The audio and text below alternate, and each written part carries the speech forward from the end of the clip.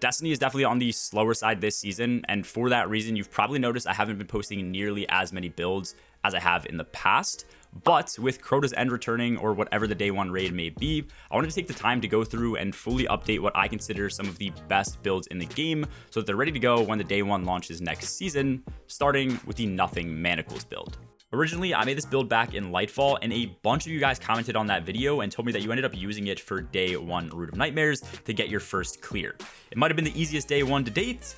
Who cares? I even used this for my duo flawless clear of the raid, so I feel like it's definitely one of the best Void Warlock builds in the game, especially for contest or low manned raiding. All the gameplay that you're seeing in this video is also against sorted enemies, which is like 15 to 20 power under.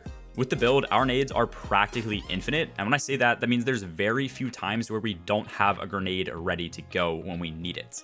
And the amount of things that we're getting grenade energy back from is wild. We're getting energy from devour kills, demo weapon kills, orbs of power, placing our rift, child of the old gods from the rift when it does damage, and from our armor charge stacks. Not to mention, we're making a ton of orbs of power as well, and those orbs can instantly be picked up for a massive amount of energy back very quickly just by casting our rift. All of those orbs and even the void breaches we're making are also going to be triggering devour, so even in the hardest content imaginable, you have to be throwing to even die.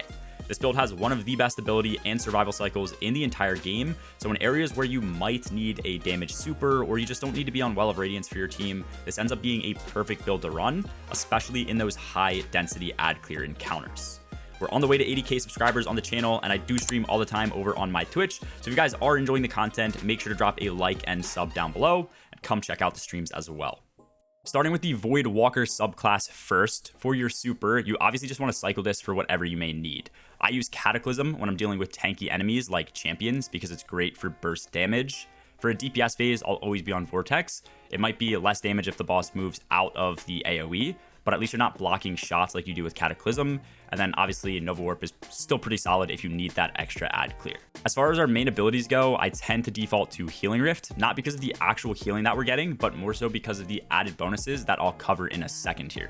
Pocket Singularity is your only choice. I think this thing is really bad, but it can be useful if you need to push like a tanky enemy further away from you or a melee enemy. And then obviously this is a Nothing Manacles build, so absolutely make sure you have on Scatter Grenades. We'll get 2 charges and they're beefed up through Nothing Manacles being equipped. Our first main aspect is going to be Feed the Void. With this, anytime we defeat an enemy with any of our Void abilities, it's going to proc Devour. With Devour equipped, anytime we get a kill while the timer is active, we're extending the timer, we're getting full health and full shields, and a bit of grenade energy as well. So once this gets procced, you can keep this Devour chaining, which basically makes you invincible as long as you keep getting kills. Second to this is the aspect Child of the Old Gods, which most people probably know exactly how this works. Whenever you cast your Rift, you're gonna be spawning in a Void Soul, and then shooting an enemy sends that Void Soul to their location. It's gonna plant at that location, and then anything nearby is going to be drained in its health. And with Healing Rift specifically, as they're getting drained, we're dealing damage and getting grenade energy straight back. If you do run Empowering Rift, instead of getting that grenade energy, you're only getting healing over time instead. We don't really need healing with Devour, so that's why I tend to run Healing Rift. I know it kind of sounds weird, but it's more so for the grenade energy. And then with this, as we defeat targets who are being drained, we're getting chunks of class ability energy straight back. The nice thing about Child of the Old Gods is it also has pretty smart tracking. So if you shoot something and kill it in like 2 or 3 bullets, it's not just going to waste your Void Soul. It'll go to a tankier target that it can actually deal damage to. When it comes to our fragments, we're going to get 4 of these. First up, we have Echo of Undermining. This is super useful in the build. This now makes our grenades weaken targets, which for scatter grenades, if nothing else, even if you don't use this to actually apply the 15% debuff to enemies, by default, it's just making your grenades 15% stronger. I always get questions as to why I tend to run Echo of Starvation even though I already have Devour on the build, and the main reason is with Echo of Starvation, now we don't just need to rely on ability kills to proc Devour effects. With this, every single Orb of Power we pick up and Void Breach we pick up are also going to proc Devour, so that's additional refreshes for our timer even if we don't get kills. And if you're about to die and you cannot get a kill, just picking up an Orb of Power instantly procs Devour, giving full health and full shields. With Echo of Instability, as we get Grenade Final Blows, we are also going to be giving 10 seconds of volatile rounds to our Void weapons. We are constantly getting grenade kills. You almost never are missing a grenade. You almost always have a grenade to chuck. So that means you have basically infinite volatile rounds with the build. For this final fragment slot, you can run really whatever you want. For this build, I was specifically messing around with Echo of Harvest, and I really like the way that it played. With this, defeating a weakened target is going to create an Orb of Power and a Void Breach with a 10-second cooldown interval. So you can make this extra Orb of Power and extra Void Breach every 10 seconds, which Void Breaches give increased class ability back, and then our orbs are also going to be giving us class ability and grenade energy as well. Echo of Expulsion is a fantastic option as well. You could also run Echo of Persistence for 5 extra seconds on your total devour timer. And then the last major thing that you could run is something like Echo of Obscurity, so that you can do invis finishers depending on the content that you're running. Looking over at Nothing Manacles specifically, with this, we are obviously gaining an additional Scatter Grenade charge. That's why we're on Scatter Grenades. So we have 2 of these, which means with all the mods and the energy returns we're getting through things like Devour, there is very little waste with this build. You're almost always building another grenade if you're spamming and throwing these constantly, because you have 2 full charges you can build up.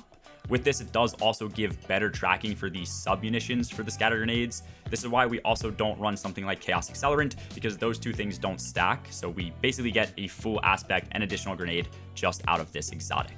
Lastly, we're going to be going over the mods on the build. This is everything right here. If you want to take a screenshot, I will have a dim link down below, so you can just click and apply that instantly as well. Starting with our helmets, we have Heavy Ammo Finder. I tend to run a primary with this. Heavy Ammo Finder is really effective when using primaries, so that's why I have that.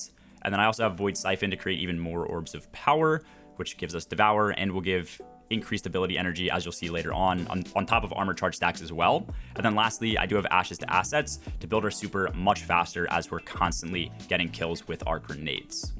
On our gauntlets, we're running Firepower so that grenade final blows also spawn an extra Orb of Power for us to pick up and gain the effects of. And then with those, we're building armor charge stacks constantly so we can utilize grenade kickstart for even more uptime on our grenades. With this, at 3 armor charge stacks and just 1 copy, as we throw a grenade, we're getting 31% of our next grenade straight back. And then with this, I do also run Fastball. Nothing crazy is going on our chest piece with this. I always just run 3 different or similar copies of stacking resistance-based mods. It's really good practice to be in for any end game content. On our boots, we're running Innervation. This is one of the best mods in the entire game. Every orb we pick up gives 10% energy to our next grenade. This is clutch because it has no cooldown, and we can also pick up multiple orbs at once. So you pick up like 3 to 5 orbs, you're getting anywhere from 30 to 50% of your grenade straight back.